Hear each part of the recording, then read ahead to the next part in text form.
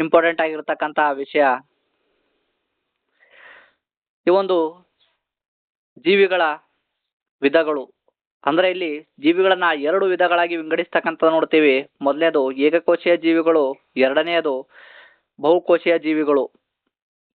ಹಾಗಾದ್ರ ಇಲ್ಲಿಯೂ ಸಹ ಪ್ರಶ್ನೆಗಳು ಕೇಳ್ತಕ್ಕಂಥ ಸಾಧ್ಯತೆ ಇರತಕ್ಕಂಥದ್ದು ನೋಡ್ತೀವಿ. ಹಾಗಾದ್ರ ಈ ಒಂದು ಜೀವಿಗಳನ್ನ ಏಕಕೋಶೀಯ ಜೀವಿಗಳು, ಎರಡನೇದು ಬಹುಕೋಶೀಯ ಜೀವಿಗಳು, ಯಾವುದರ ಆಧಾರದ ಮೇಲೆ ಇವುಗಳನ್ನ ವಿಂಗಡಿಸಲಾಗಿದೆ ಅಂತ ಹೇಳಿ ಪ್ರಶ್ನೆಗಳು ಕೇಳ್ತಕ್ಕಂಥ ಸಾಧ್ಯತೆ ಇರತಕ್ಕಂಥದ್ದು ನೋಡ್ತೀವಿ. ಹಾಗಾದ್ರ ಬಹಳಷ್ಟು ಇಂಪಾರ್ಟೆಂಟ್ ಆಗಿರ್ತಕ್ಕಂಥದ್ದು ಜೀವಿಗಳನ್ನ ಅವುಗಳು ಹೊಂದಿರತಕ್ಕಂತಹ ಅಂದ್ರೆ ಅವುಗಳಲ್ಲಿರ್ತಕ್ಕಂತಹ ಜೀವಕೋಶಗಳ ಸಂಖ್ಯೆಗಳ ಆಧಾರದ ಮೇಲೆ ಈ ಒಂದು ಜೀವಿಗಳನ್ನ ಎರಡು ವಿಧಗಳಾಗಿ ವಿಂಗಡಿಸಲಾಗಿದೆ ಅಂತ ಹೇಳಿ ನಮ್ಗೆ ಗೊತ್ತಿರಬೇಕು. ಮೊದಲನೇದು ಏಕಕೋಶೀಯ ಜೀವಿಗಳು.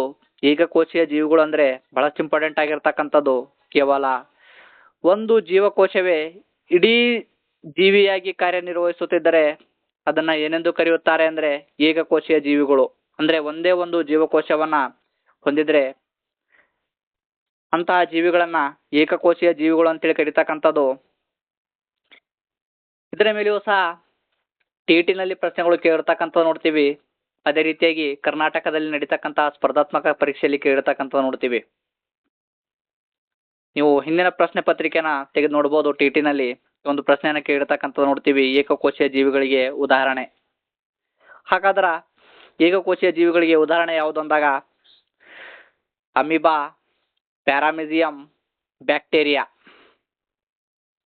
ಇದು ಬಹಳಷ್ಟು ಇಂಪಾರ್ಟೆಂಟ್ ಆಗಿರ್ತಕ್ಕಂಥದ್ದು. ಇವುಗಳನ್ನ ನೆನಪಿನಲ್ಲಿ ಇಟ್ಕೋಬೇಕು. ಏಕಕೋಶೀಯ ಜೀವಿಗಳು ಅಂದ್ರೆ ಕೇವಲ ಒಂದೇ ಒಂದು ಜೀವಕೋಶವನ್ನ ಹೊಂದಿರತಕ್ಕಂಥದ್ದು. ಎರಡನೇದು ಏಕಕೋಶೀಯ ಜೀವಿಗಳಿಗೆ ಉದಾಹರಣೆ ಬಂದ್ಬಿಟ್ಟು ಅಮೀಬಾ, ಪ್ಯಾರಾಮಿಸಿಯಂ, ಬ್ಯಾಕ್ಟೀರಿಯಾಗಳು.